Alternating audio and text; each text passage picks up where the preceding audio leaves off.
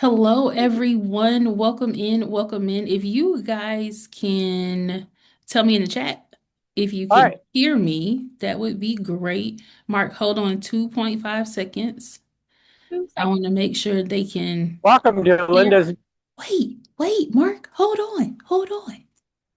Hold on, Mark. Hold on, Mark. Okay. Hold on a second. Welcome in. You guys can use the Q&A if the chat is not working. We have a hand raised. Let's see. Uh-oh. Uh-oh. Hold on. Okay, I'm assuming you guys are raising your hands because yes, you can hear us. Okay, great. All right. So the chat isn't working, but the Q&A should be working. So if you guys have questions throughout, then make sure you hit the Q&A box and I should be able to see it. So thank you guys for raising all your hands. So welcome in everyone. Welcome to this tour for Linda's Bakery. Super excited to bring this opportunity to you all. I'm going to turn it over to Mark in just a second. But just so that you guys know, Mark is one of our RBA board members. He has been at Linda's Bakery since 1976. And if you have not heard his podcast on the Perfect Rise, you should listen. It was one of our first ones that we did last year. He is being assisted today by his daughter, Laura. And so, Laura, I am going to let you guys take it away. If you can hear me, you can tell your dad to go ahead and start. Okay, you can go ahead and start, Dad. Hello, welcome to RBA's virtual tour of Linda's Bakery. I'm Mark Anderson, and I'm going to be showing you around today. This is the outside of our bakery. We use our sign, our digital sign up here quite often, and this will be the front of our bakery over this way. So when you're ready, just come on in.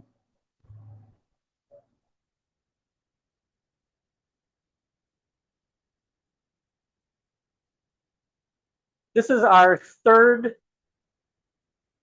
facility since we took over in 1972. This is about a 10,000 foot building. We're going to go ahead and show you the front first. We run BakeSmart for a POS, and we do barcode everything, and we sell a lot of items that are already pre-packaged. So we're going to give you a quick tour around here. We have our cookie rack. We have a 4-door freezer that has a couple doors of gluten-friendly products that we keep frozen for our customers all the time. It's quite a large portion of our business. Today is Thursday, so they're in the back finishing up the gluten-free baking today. We also have 2 doors of the cakes. And if you look at every package that we have, everything we have is labeled and has barcodes on it. We'll do a quick sample with one of our sales clerks that shows exactly how fast we can run customers through. I have a candy rack here. We do a lot of bars, which I'm understood to be just a Midwestern thing. So for those of you that don't know, they're brownies. We also make 7-layer bars, pumpkin bars, lemon bars, apple nut bars, and a lot of other things like that. We also have a pretty good line of coffee cakes here and donuts. As you can see, a large portion, probably about 70 or 80% of our items are prepackaged. On this side over here, we have our breads and our rolls. And as the customers come in, we did a little rearranging since COVID with the roped off area here. We try to direct our customers around this way. And we have another 4-door freezer over here that we sell decorated cakes in. We do sell quite a few decorated cakes, pre-made and ready to pick up that we'll write on for customers. They come in and just pick them out of the case and they're ready to go. We also have a bulletin board on this side for local announcements and things. We have it locked so we can kind of control what goes up there and keep it nice and neat. We have a little bit of a history wall. And then this is our wedding cake consult area.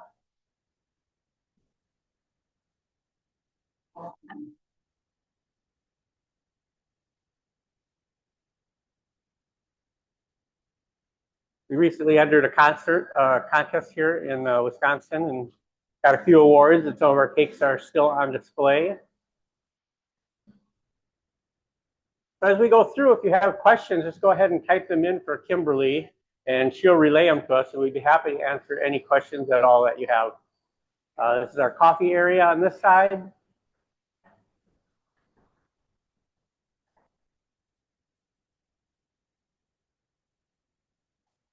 So I'll go ahead and we're going to do a demonstration. So the customers we have line up through this area on the busy times, and they go ahead and they come through this way, and they can select items out of the case or bring their pre-packaged goods up to the counter.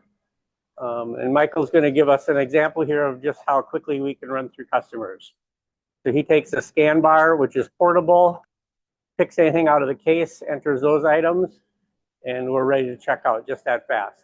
And the great thing about the scanning is there's never any miscommunication on prices. We always get the price that's listed on it, so nobody's guessing at prices, and that probably alone has paid for our system from versus our old dumb cash registers that we had. We'll take you through here. We have a dessert case that's refrigerated. And then we also have a dessert case on the other side for prepackaged desserts. These are single serve type of items here. And then we have our donuts and rolls case.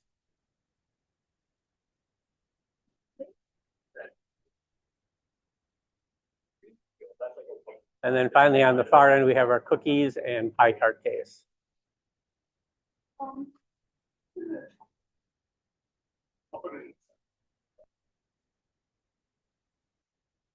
The Linda's Bakery was started in 1972 by my sister Linda. And before we head into the back room here, I'll give you a little history on that. Like I said, this is our third actual location. We were in downtown West Salem to start with. Then we moved to the back half of this building. And then that was in 1974. And in 1983, we remodeled the front half of the building and moved our retail location up here and expanded our production area in the back. So we'll go ahead and take a look at the production area next. A lot of the things we've done, I personally love bakery tours because I think you can always get so many ideas from somebody else's bakery. You obviously can't think of everything yourself. So a lot of the ideas you'll see here, we've borrowed from other bakeries that we're fortunate enough to go visit. So on my left here, we have our order racks, and we used to keep those just for holidays, but now we basically use the order racks year round and keep them alphabetized. So we print out our Bake Smart orders each night. And they go by alphabetically, and we go ahead and just put them on these racks so a clerk looks up an order and they know where to get it. At Linda's Bakery, we do a lot of freezing. We don't use any preservatives. We bake probably 99% of our items from scratch. We use, I think, just one muffin mix that we use. But with that, we need to constantly try to find ways to improve our efficiency. So we do use freezing. Our freezers are all about 20 degrees below zero. We're going to give you a quick peek into each one of them as we kind of go around. And as we enter our bread slicing and bun slicing area, our first freezer here is where we keep our breads and buns. We do pre-package them ahead of time and store them on racks. And then we pull product each day. One of the great things about freezing product ahead is, I guess one of the downfalls is if you do make an error, it's usually a big error, but we think the efficiency overcomes anything. There's also some energy involved there. About 2 years ago, we did put in solar panels, so we do have our entire 10,000-foot roof covered with solar panels, and that produces about 35% of our electricity annually.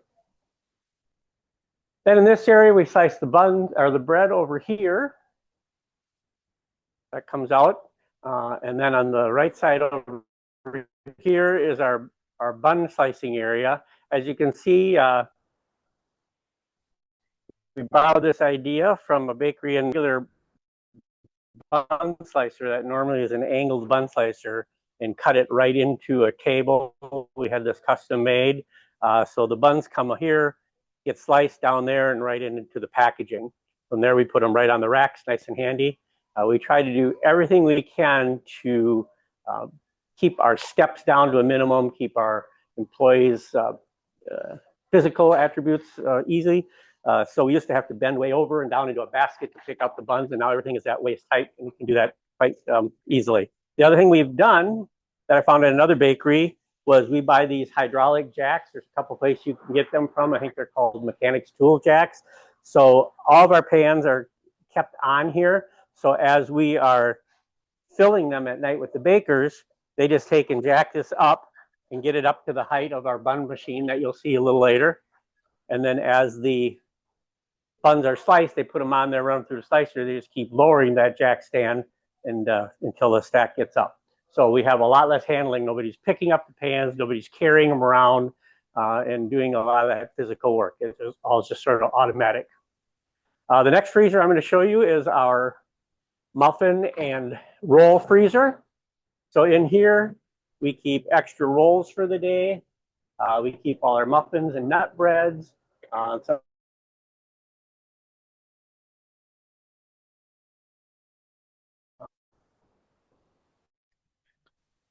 Hey, Laura, I don't know if you can hear me, but we've lost. About using freezers is you never are out of business. You can figure your daily production a little bit on the lighter side. And then as the day goes through, if you've had a really busy morning, you can go in, you can pull stuff out. You can see to the left here, we have a lot of fans. We put racks and separate the things out of the freezer on racks, and we can get that ready for sale in about an hour or so. So we're never out of product. We can always have it, and it actually stays fresher. At 1 o'clock is probably fresher than something that's been sitting out all night. Our bakers do start at about 7 o'clock p.m. for our night shift, and they bake most of our rolls and donuts, a lot of our breads and hamburger buns, things like that, and they get done around 3 in the morning. Our morning shift comes in around 4:30 for our sales clerks, for production, for frosting, all that stuff, and slicing. And then we also now, as we have increased our sales, we run a daytime baking shift that usually runs from about 8 in the morning or so to about 4 in the afternoon. And they make different things like pies and cookies and extra items, and taking some of the load off of our baking staff. Nice. As we Hey, move through, Laura, this is... You have a question? I have a couple. Okay, Okay. couple questions. Okay. So first, Laura, your instructor at Madison College baking program is here. Yes. She says she's very excited Hello. to see the bakery you've always talked about. Okay, so I've got two questions for you. One, how much of your business is wholesale, and do you separate those orders somewhere? Did you hear that? How much of our business is wholesale, and do we separate the orders somewhere? Yes. So recently we started wholesale. It was probably about a little over 2 years ago now. There was we are in a town of about 5,000 people. We are 15 minutes out of the La Crosse and Onalaska metro area that has about 60,000 people. So there was a bakery in La Crosse that did exclusively wholesale. And a couple of years ago, they decided to close and go out of business. So we got a lot of phone calls. Previous to that, we had done just strictly retail out of our front end. So we decided we'd give that a try, and we decided that we were able to do the wholesale, and it's come to be about 10% of our business at this point. We do run a route 5 days a week. So what we do is they either call in with their order, or they can get online. We have a couple of companies that order online. That goes right into our BakeSmart POS, so it becomes one big production sheet for the nighttime. So that stuff is all pulled out or made each night. And then as we're going through, we have regular orders. They just say deliver on them. We put them on these green delivery racks, which we use for just outgoing orders, things that go out of our bakery, versus the gray and brown racks that you see that we use all in-house. So they get packed up, put onto wheels, and towards the back door by our delivery door. And then we have a delivery van, and we go out 5 days a week. Our van leaves, we'll take a look at that in a minute.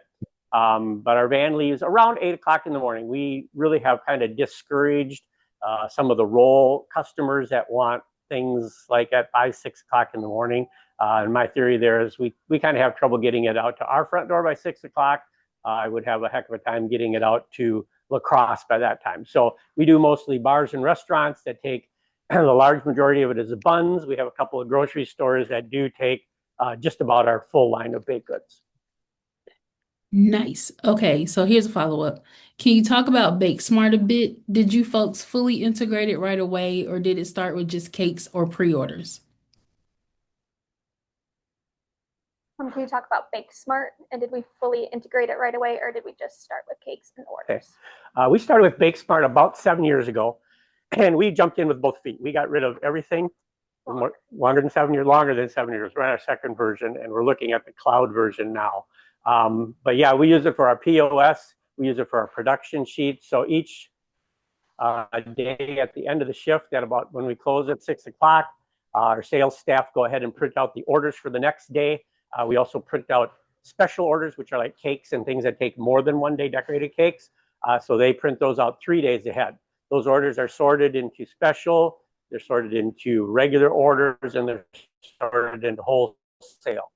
So it's all integrated into one. We get one production sheet for the bakers at night. They go through it and they check off to make sure we have the 20 dozen of this or the 10 dozen of that, or whatever we're going to need for the next day. So they either pull it out of the freezer and get it ready, so it's ready at 5 o'clock in the morning when our first morning crew gets here, or they have to make that night. So yeah, we've gone with the online ordering. We started that just last couple of years. That's been good. We do some discounts online to get people to do that, and that just saves us phone time because we're not spending 10 or so minutes with an order on the phone taking it. They fill all that out ahead of time, and that just integrates right into our system. It's all one unit. I've seen a lot of different systems, and as far as bakeries go, I think it's the best one that I've seen anyhow, that integrates everything. We take custom cake orders on it, and like I said, I know it's paid for itself in pricing accuracy. It's paid for itself in time. We have a lot less misspelled errors because you can't read somebody's writing. It's all typed in there. So yeah, it's just done everything we needed to do. And when we went to the wholesale portion of it, it was perfect pretty much day one. Nice. Thank you. That's all the questions I have for now.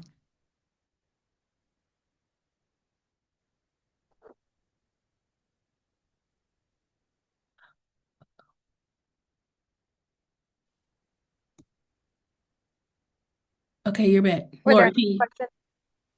no, that was it that was the last question. Okay, we All can right. move on. So we'll move on into our receiving and ingredient storage. We have pans here. We keep handy packs of fruit fillings. We've kind of broken our storage up into, we don't have just one big storage room. To save steps and become efficient, we have a few smaller storage rooms. So we try to keep the products close to where they're being used, so somebody's not running a long distance to go ahead and get them what they need. As you can see, as we get closer to our baking area, we have shortenings here on the left that we use pallet racks here.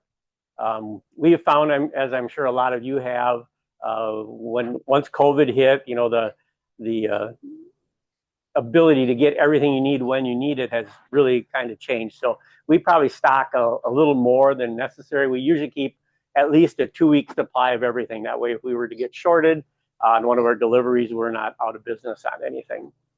So from the small storage area, then we go into this room, which is our palletized area. And we're generally able to keep 2 pallets of regular bread flour, 2 pallets of regular sugar, and 2 pallets of powdered sugar in this area here. And this is also our receiving room. We have a delivery door here, covered. This is where both our van backs up for our deliveries, and then we also receive. We have a cargo van here that we use for delivery. That, again, goes out 5 days a week.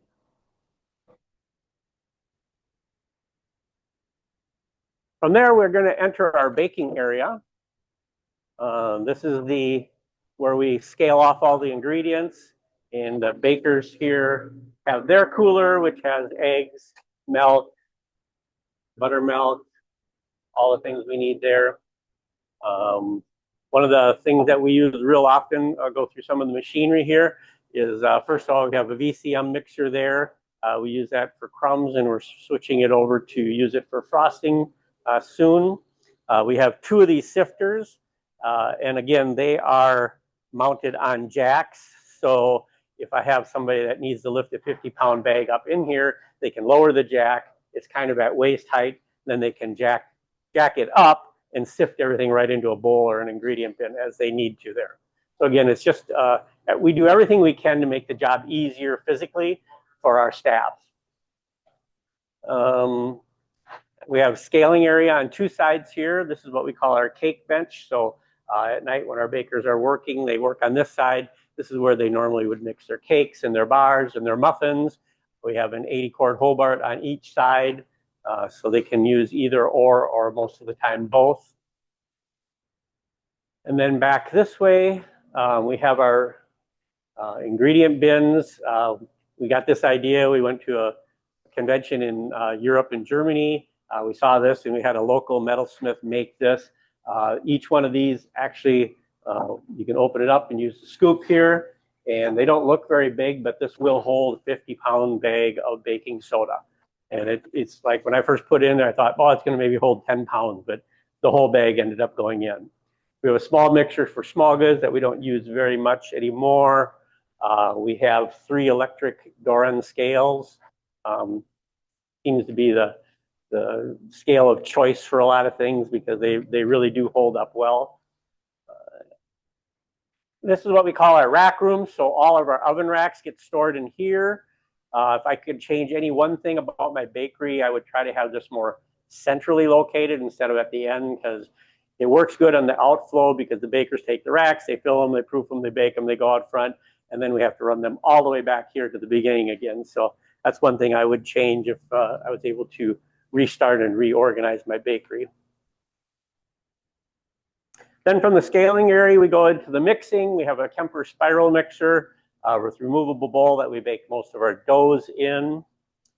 Hey, Laura. Yep. Can you guys tell us what was the name of the scale and can you spell it? It is Doran, D-O-R-A-N. And the Doran scales come in a lot of different varieties, I guess. You can get more weight or less weight. All the ones that we have weigh up to 60 pounds by usually either 1 or 2/10 ounces. This one here is a remote separate scale that they can move around with a fixed top. Our other 2 have the tops attached to them. And they're a little pricier than some of the other scales you get, but in general, they last pretty much forever. Nice. I have one more question before we One more continue. question? Yep. Yeah. So the next question is, can you show us the way you manage formulas or recipes for your team to use? Formulas and recipes. Formulas and recipes. We still do the old-fashioned books. This is a constant upgrading process. We're always in the works here. So we go ahead and they're separated by, day baking, cookies, breads, cakes. This is gluten-free. So we just go ahead and we have this, and we have these on just an Excel worksheet, and we go ahead and just print them out. And as changes are made, every year or so or 2, we have to go through or 7 and fix them up because things change from time to time. But we did look at kind of putting it on a computer screen, but as you're well aware, the flour dust and the challenges with that, it's just a simpler method to just go ahead and have the book. Okay, nice. That's all the questions I have in the chat right now. All right. So again, here's our mixers. Like I said, the Kemper spiral we use for most of our doughs.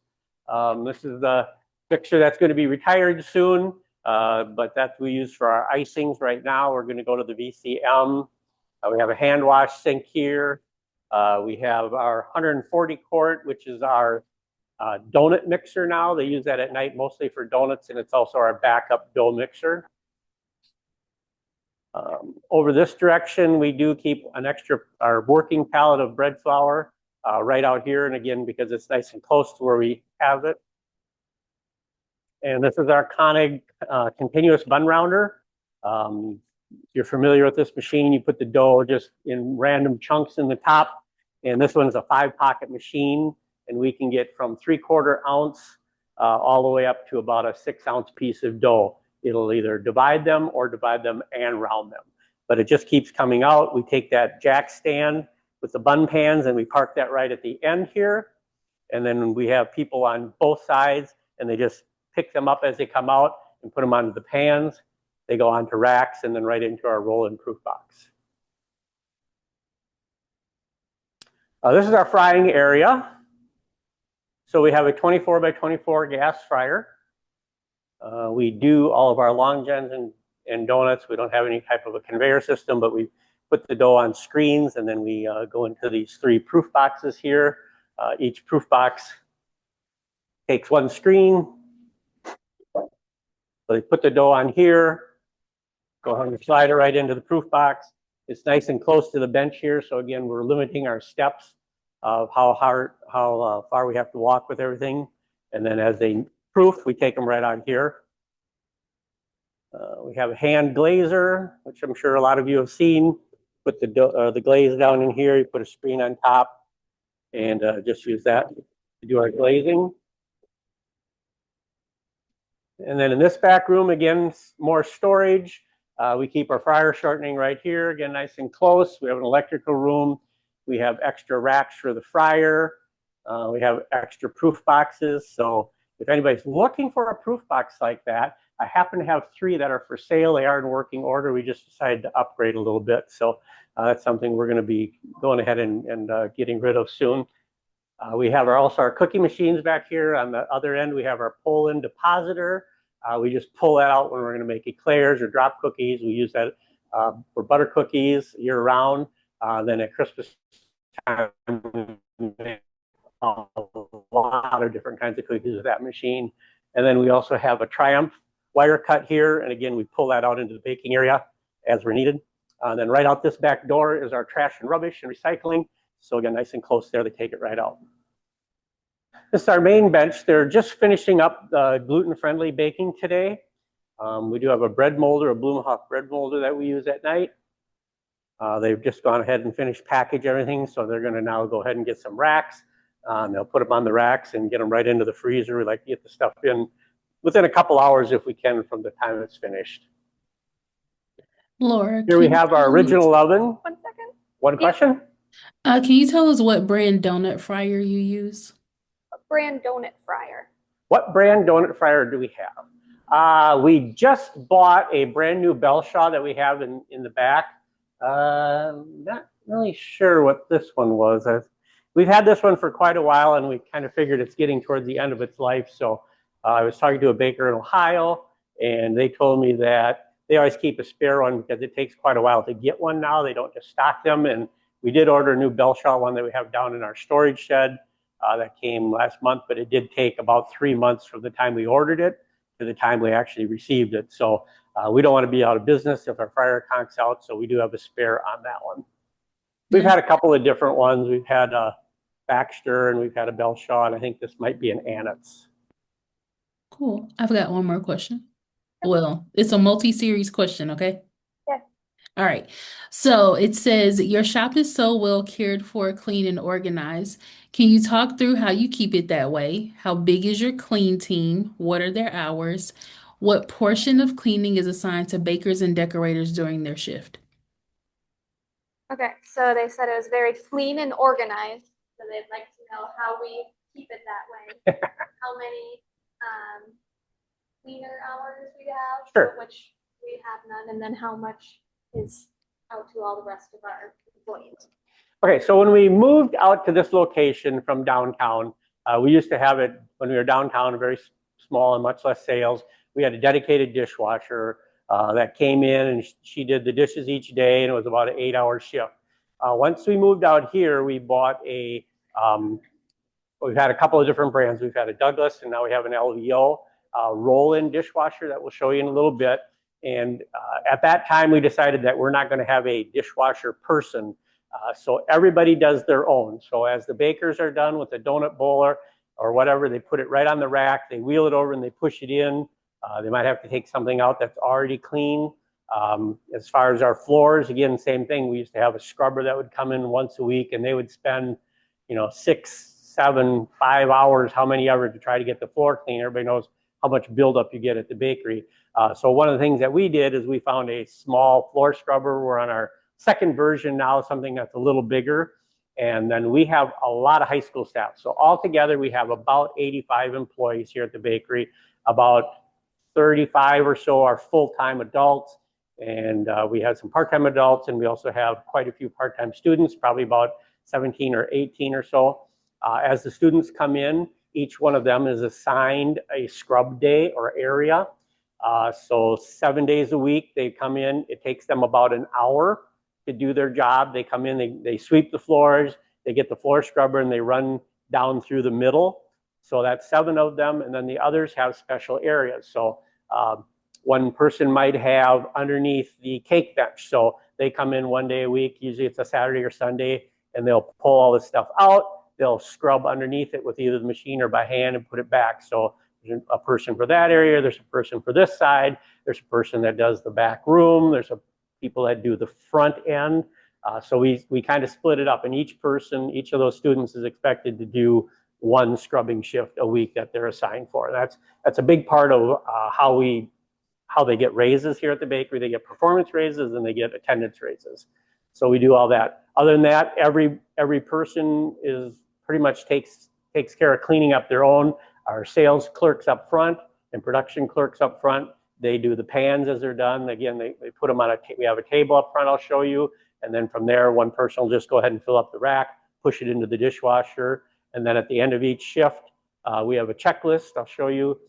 That's one of the things that we've done. We've worked hard on our succession plan. I'm now 66 years old, so I'm going to be retiring at the end of this year, and my daughter and son are going to be taking over. And when we worked on our succession plan, we've really worked hard about production,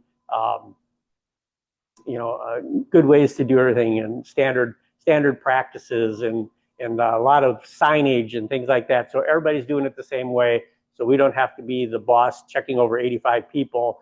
We can have just a regular assignment. And I'll kind of get some of those things shown to you too. So, but yeah, so everybody pitches in and everybody helps do all the cleanup. Lovely. I have 2 more questions. Okay. Okay, so 1, what floor scrubber do you have? They said they're on their 3rd one and none of them work. Floor scrubber.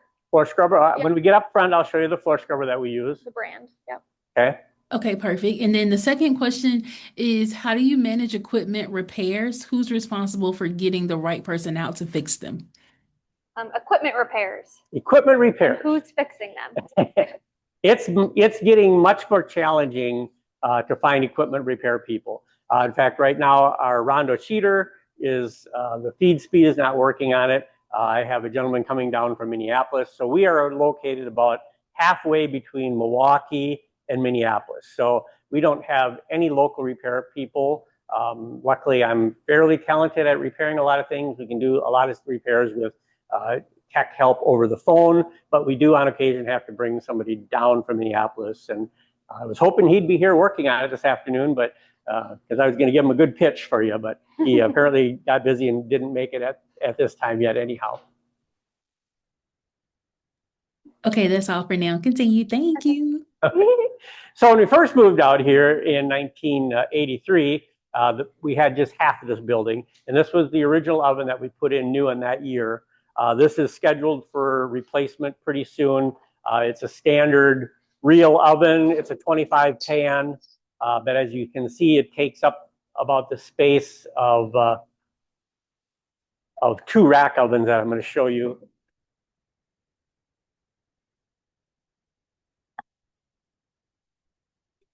But we've pretty much figured out how to bake everything that we did have to bake in here into our rack ovens. So we're ready to go ahead and look at replacing that, getting another rack oven. So we have pans. Again, we keep them stored close by to where we need them. Everything's on rolling racks. We have our Rondo cut-o-mat here that we use at night. And then back this way, we have racks. We use these. These are 10 racks. They're exclusively used for bread. So we keep them ready and to go each day rather than use the same racks over. We found, again, it's much more efficient to go ahead and just have those ready for our bread production. This is our proof box. We just recently upgraded this to a a 15 rack proofer, and this is a pass-through proof box. So when we get bakery done on this side, they come to this side here, and they go ahead and push the racks in. They keep coming forward here. When they're proofed, then they're ready to come out and go into our rack ovens. And we have 2 Baxter rack ovens, and we started with just this one first, and this is an original Baxter. And then a number of years later, Baxter was bought out by Hobart. So we got another Baxter thinking that we were going to get an identical oven. But during that time, they changed quite a bit.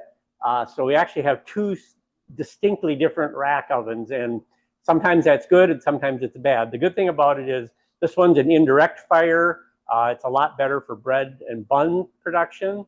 And then our new one is more of a direct fire oven. And we use that, it's gentler on cakes, so we're able to do cakes and muffins. So that's kind of where we use that one for. In addition, having 2 gives us redundancy. So again, getting back to the repairs, yeah, it's really hard to get a repair person. I think the last time I called Hobart, they were out 10 days before you could get them to come. So it is allowed us to have a little bit of redundancy here. And then we go into our dishwasher area. And then you probably can't see it, but stuck way back in the corner is a commercial dehumidifier. And we have 2 of these here at the bakery, and they have been very useful. It's helped. We air condition our bakery, the entire thing year round, heat in the winter, of course. But the dehumidifiers have really helped actually with our energy consumption because they remove the humidity so we can have our temperature up a little higher and our staff is much more comfortable. So we've gotten 2 of those, and we run those all summer long. And this is our LVO dishwasher. We've had this for a number of years. Again, it's a rack washer. My apologies because this will be a little loud.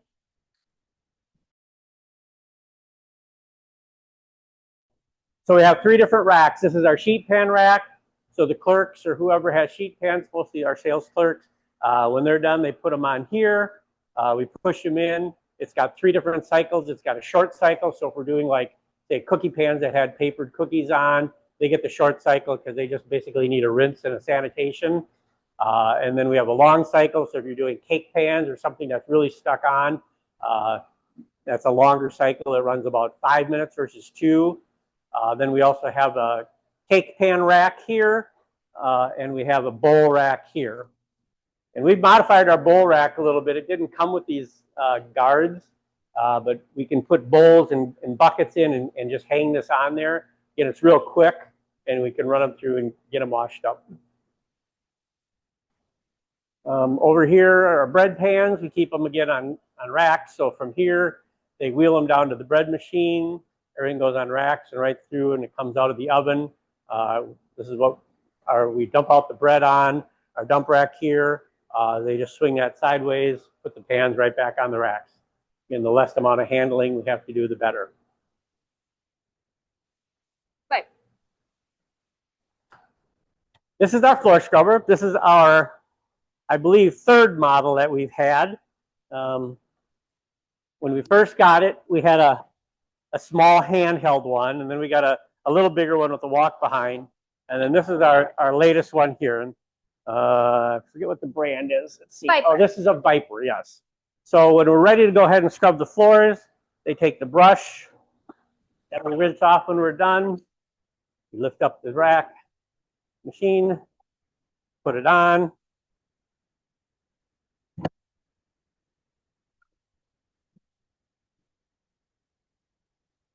So you fill with water in the front here. And then this is the suction tank.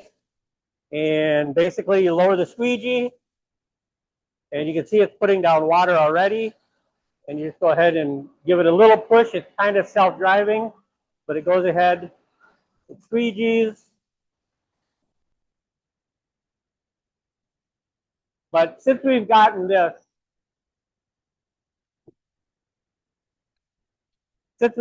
our floors have become much cleaner because the problem when you mop a floor is it's a lot of times you're just moving that same dirt around. You don't change the mop water often enough. This actually gets it up. We run it right up the ramp to our dishwasher. There's a drain hose on it. Pull that out, drain the dirty water out of it, rinse it off, and we're ready to go.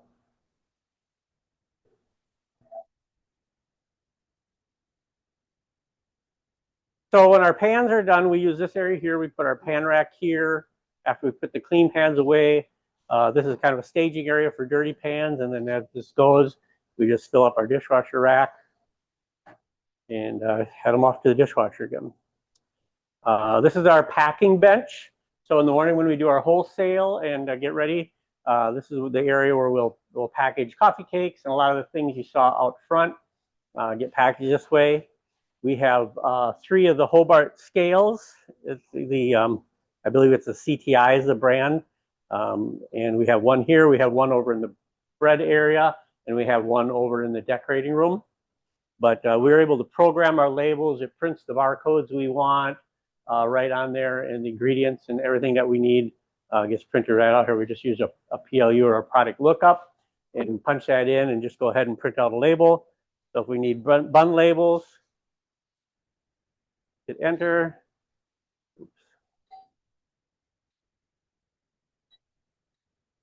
And it just says how many labels you want, 2 or 12 or 100 or how many ever you need. Just hit the, and they just printed right out here. And the great thing about this is you never have a whole bunch of labels printed up that you don't need or things that you discontinued. We just do them as we need them by the day. If it's an item that needs to be dated, it can put a date on it, can put a packed on date, it can put on a sell by date, pretty customizable. And we found that to be a real good system. We can sit right at a desktop computer and program it. Any price changes that we need to do, all go on there.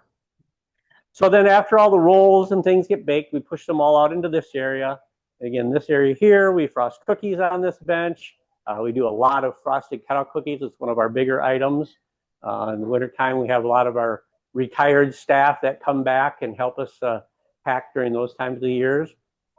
On this side here, we'll do our frosting of our sweet rolls all through in here. All the racks are lined up on this side. We have icing underneath the bench, again, nice and close to where we use it. We have our Bismarck filling machine here, our Edhard. Hey, Laura. Yep. What was the name of the label maker? What type of label maker was it? The name of the label maker. That's a Hobart, and I believe it's a CTI. It's the newer version. Hobart CTI. Okay, thank you. Several people threw that in the chat at the same time. Okay. It really works well. I mean, you can get your labels for Hobart, or there's other ones. You know, labels just come blank on a big roll like this. So you're not changing it all the time. There's a lot of labels on a roll, so it really comes in handy. We also are able to do 2 different size labels. So if we're repacking something and we don't need the ingredient space, we have a shorter label that we can put in there. And if we have an ingredient label, we can, you know, have a bigger label. And they have multiple sizes you can get. So if you had something that had a ton of ingredients you had to put on, you can get any size label that you need for that. Thank you. And then this is our office. We have a drop box here for when there's not a manager here. They can drop either money, letters, things like that. We have our managers and our owners all share this office. We have 3 different computers. This is Bob, my son and other partner. And Laura's behind the camera here today. And again, here's our areas that we keep ingredients and things that we need for the packing. We keep all of our packaging ingredients down this way.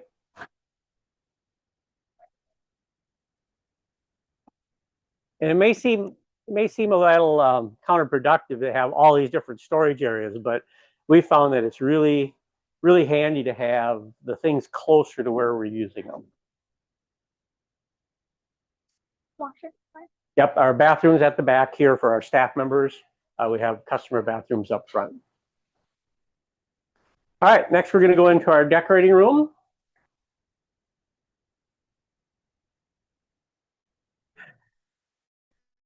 And this is my decorating staff. They're all busy. So Hey, Laura, Yep. can you attempt to show us the decorating room again? You froze. Yes. We can come back and walk through it too. Okay, cool. Thank you. But we'll go into the freezer and we'll walk back through so you can get it Okay, better. cool. Thanks. So this is a dual, it's a cooler in the first section.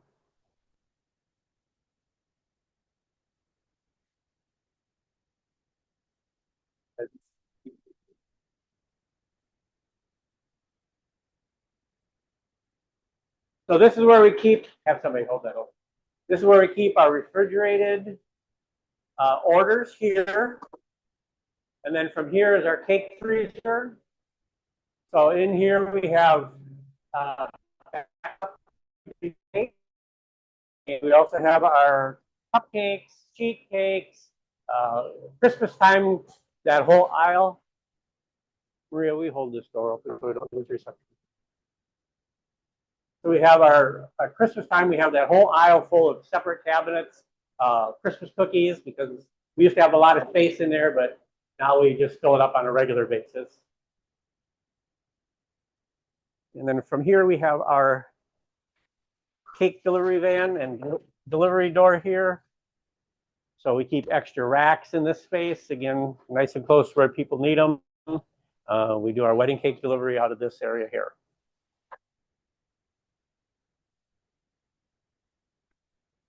So the cake decorators have their own frosting mixer. We do make all of our frosting from scratch. We actually have 2 different frostings that we make, and then they mix them and proportion them according to what they're using them for. Stiffer or thinner, or if they want, customer wants non-dairy, they take one versus the other. But we remix here to get all the air bubbles out and is able to make our frosting nice and smooth. The cake frosters work on these 2 benches. So they usually come in earlier in the morning and they get started with the orders. They sort through the orders. The bakers have already pulled the cake out of the freezer that they need for the day. So they board them up and they go ahead and get them all frosted. They go on to these Metro racks that are sitting here, frosted, ready for the decorators to come pick up. We have a couple of microwaves that we use. And then once the orders are boarded, they look like this and they're ready to go with the customer order on it. This one's not been decorated after they're done. We put the decorated cakes on here. And then we go over to this area over here where we do our boxing and getting them out. The orders go back on the rack on a box, and then they wheel that rack out front. And that goes right into the alphabetically sorted orders that we have there. And then over this way, each decorator has their own station.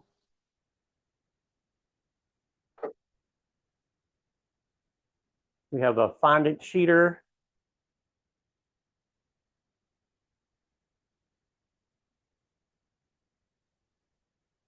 Color mixing and chip station on this side.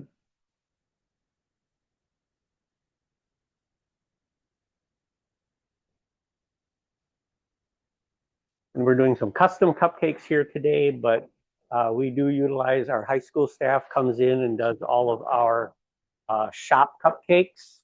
So they come in after school, after the regular staff is done or mostly done, but they'll go ahead and do shop cakes and things that we can show you, cupcakes, a lot of other items. If we have a large wedding order of cupcakes, a lot of times do that as well. Laura, Yep. do you all have cake books? Like, do you have examples of each of the types of cakes that you make? We do not, but we have some cupcake books. Okay. And when's the cupcake? Is that all the pictures in here? Okay. So we have a few books with all the different instructions, and then we also have pictures, how to make certain frostings, certain shop cakes.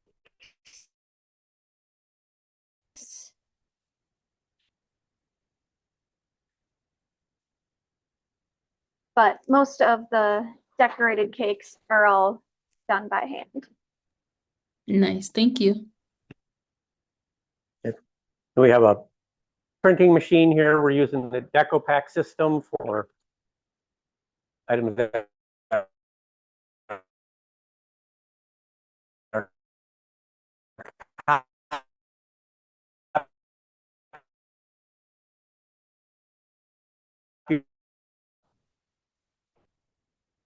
one of the other things that we've done a really good job with, my manager's kind of taken this, is all of the prep work and all of the instructions for everybody. So right here, somebody knows what the case should look like in the morning. So no matter how many different people we have working, we get a nice consistency.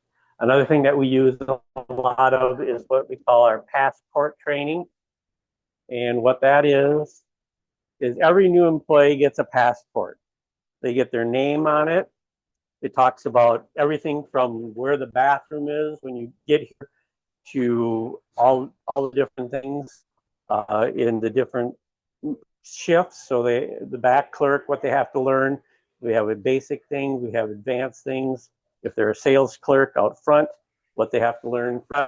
And the nice thing about this is we can go through that, and a new person may have 4 or even 5 different trainers during a week or two. So somebody can go in here and they've learned exactly what that new person has been taught and exactly what that new person has not learned yet. And it even goes as far as going and talking about holiday different times and all the different things they need to know to be successful doing their job. It's a handy written list, and I think our retention with staff has been better since we've done it. I think our training has been much better since we've done it. We get a lot more customer compliments about all of our staff because they know what they're doing because they've been taught and taught everything well. Hey, You Laura, I've can got see some different questions on this. holiday items that We we got some have. questions. A question? Yep. Yeah, we have staff questions. So, okay, the first one is, can you tell us more about the hiring process? How do you know who to bring on before you bring them on and run them through orientation?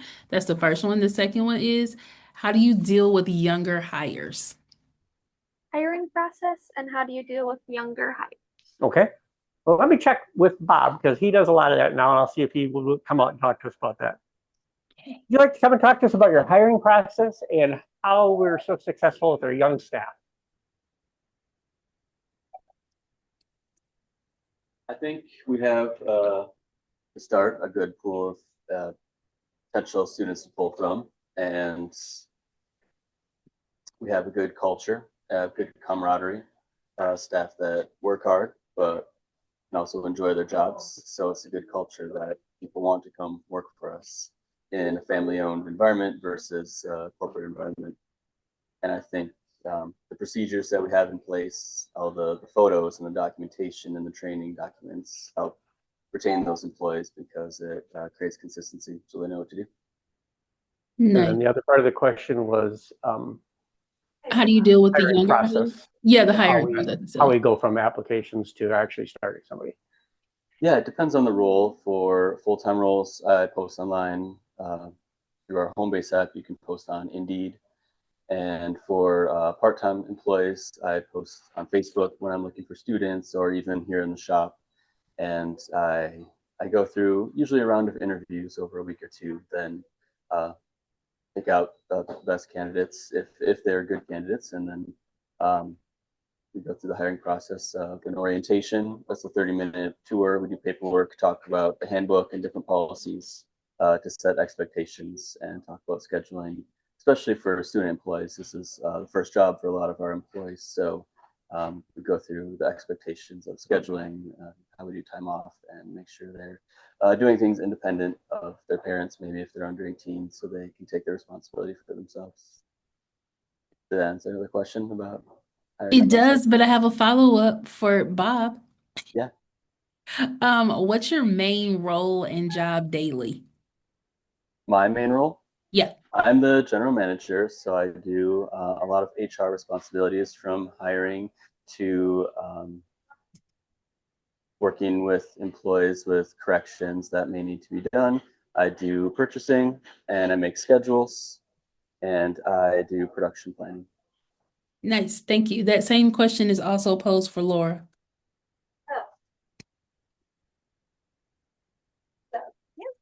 Well, my main job is I'm a manager on the weekends and I can fill in during the weekdays. I do a lot of day baking in the back. So I work a lot in the back doing pies, cookies, making a lot of those frostings, icings. And then recently I've been taking over all the bills. So paying bills, doing payroll, and doing some more office work like that. Thank you.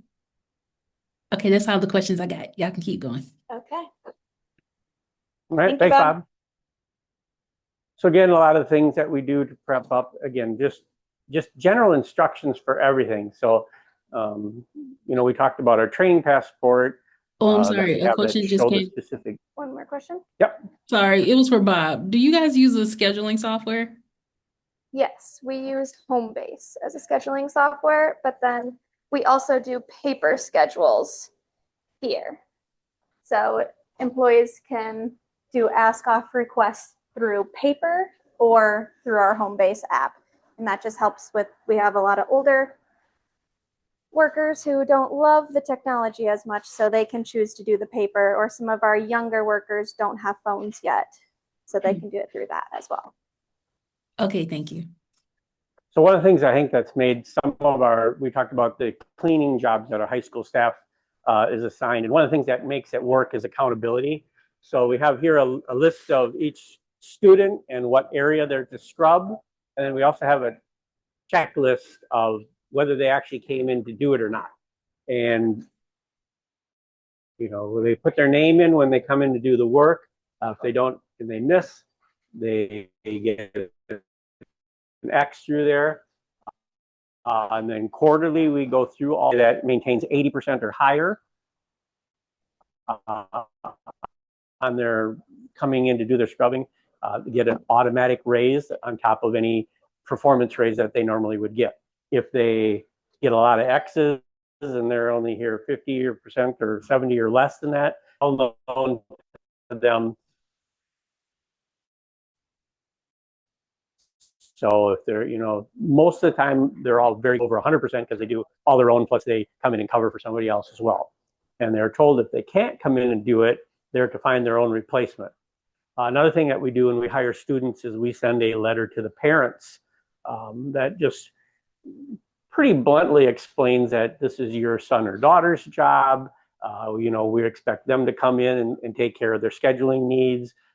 We explain to the parents that we're very busy during the holidays to please not have their child ask off for before Christmas, before Thanksgiving, before Easter. So they sign that. And I think that just kind of sets the right mind frame for the parents, because they know what's expected. They know what we expect of their child. And we've had a lot less parents calling in or making excuses and things like that since we started doing that a number of years ago. And I think that's been a real big addition to why we're successful with the high school and college staff as we are.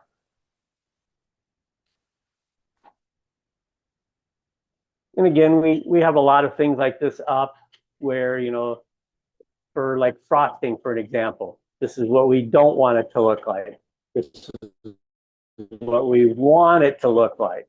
And just all those visual references, how to cut bars and how to pack, and just everything that we do, we try to document now. And that was one of the big things that we went through as we're doing our transitioning process, is just making sure that if I'm not here, or Bob's not here, or Laura's not here, or the manager's not here, everybody knows their job. And we really, I'm proud to say, you asked what Bob does and what Laura does, and my job was to get rid of all my jobs. So I've gotten through all that. So basically, I get to come in and make cookies a day a week, and I get to fix things, which I kind of like doing. But they basically now have distributed all my jobs. Another thing that we do in prep for this transition is we don't have anybody that's the only person that knows how to do a job. Everything that we do here, there's multiple people that are willing, able, and can do those kind of things. So there's always somebody here that can take care of it. All right, that's pretty much the whole tour, unless somebody had some additional questions or wanted to see something up close. We're pretty good on our time, I think. Yep, we are right at 3 EST. I'm looking to see if anyone has any more questions. Definitely drop them in the Q&A. So far, we've answered all 19 of them, so we've done really, really well. This has been fantastic, like phenomenal. I love it. Thank you. Well, thanks for having us. It was enjoyable. I love, like I said, that's one of my favorite things is tour other people's bakeries. So I love to be able to share some of the things that we've learned. Yeah, you guys have been fabulous. I'm just looking, I guess, last call if you guys have any more questions for us. Um, I don't think so. Nothing is coming through. So, Mark, thank you. Laura, thank you. I'm probably going to reach out. I would love to talk to Laura and Bob on the podcast about what this Perfect. looks like in succession planning. Wait, I have a question. How far ahead are you able to bake and freeze? How far ahead are we able to bake and freeze? So our freezers at 20 degrees below zero are a lot different than your customers' freezers, which run generally around 0 to maybe -5 if they're lucky. So a shelf life for like a bread product for us is probably legitimately about 3 weeks, um, with no loss of quality at all. I mean, in fact, when I take something for my personal use, I just go into the freezer and take it right out of there because that's to me as fresh as it can be. You know, it's gotten produced and sliced and packaged and put right in there versus something in the shop. You know, and we're talking hours here. You know, may have been out there for 6 or 8 hours versus 1 hour. So I would say generally our turn on most of that stuff is probably within a week or maybe less for almost everything. There may be a few odd items like a specialty bread or something like that we might make every 2 weeks. But again, we found if we can make whole racks of things, they bake better. We're all set up for it. It's more efficient. Cakes and things, we probably turn those every no more than 2 weeks, but they certainly can last a lot longer. In fact, we've done some testing with items and over a year in our freezers, and there's very little change in the quality there. But again, the most important thing is if you're going to go into that, and this is something I'll attribute to Bob Hiller, if you know him, he was the person that got us freezing. He kind of saved us because we were making so many products, and so we make 3 dozen of this a night, and 1 dozen of this, and 1 dozen of that, and now we never do that anymore. And the only downside, I guess, is and it might, if you make a mistake, it's a bigger mistake, which is bad, but generally the things turn out better in the bigger batches like that, and it's much, much more efficient. We can make so many more things in so little time. Nice. Thank you. It looks like that was our last question. That was So our last question. yeah. So thank you guys. All right. Well, thanks for joining us. I certainly appreciate your attention. I hope you learned something. Sorry, feel free to call anytime if anybody has any other questions. Okay. And we'll make sure that your contact information is in the follow-up email. Okay. That works. Thank you guys. Thank you Thank you, everyone everybody. for joining us too as well. We had a full house. All right. Thanks everyone.